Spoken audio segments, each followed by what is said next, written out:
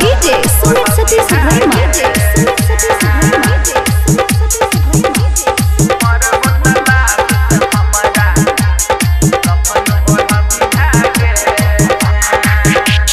जहिया तू ससुर जबही मरल मुहबा हमर पे बही गे जान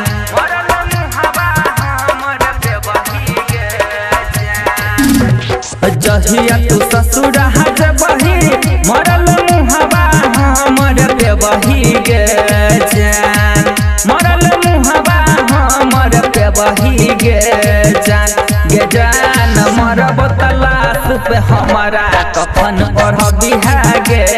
जान मरब तलाश पे हमारा कफन ओढ़बी है गे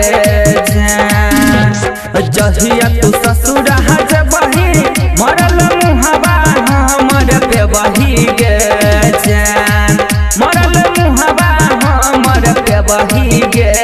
जान मरब तलाश पे हमारा कफन ओढ़बी है गे जान मरब तलाश पे हमारा कफन ओढ़बी है गे जान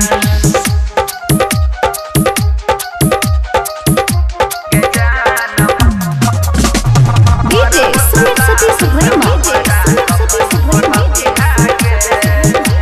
presented by Anu Recording Studio।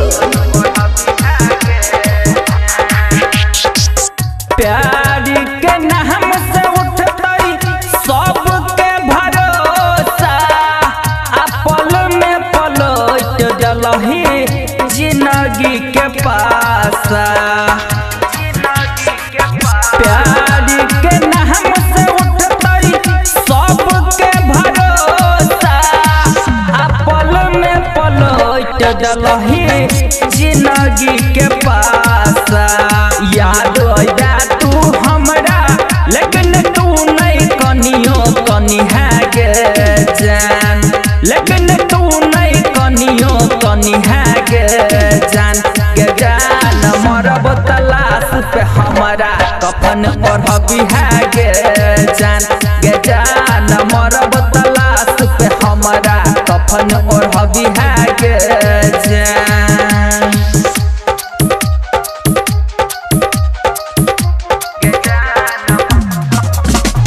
DJ Sumit Satish Verma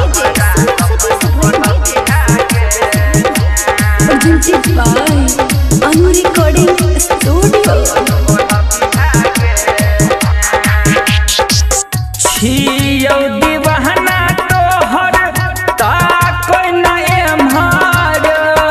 आके ना भूलबही जान कहै न हमर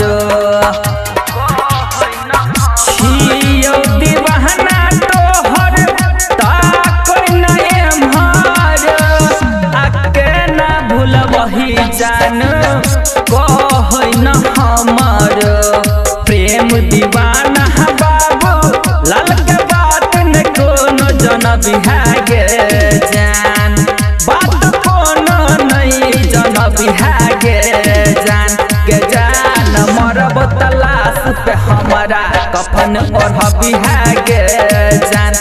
जान मरब तलाश पे हमारा कफन ओढ़बी है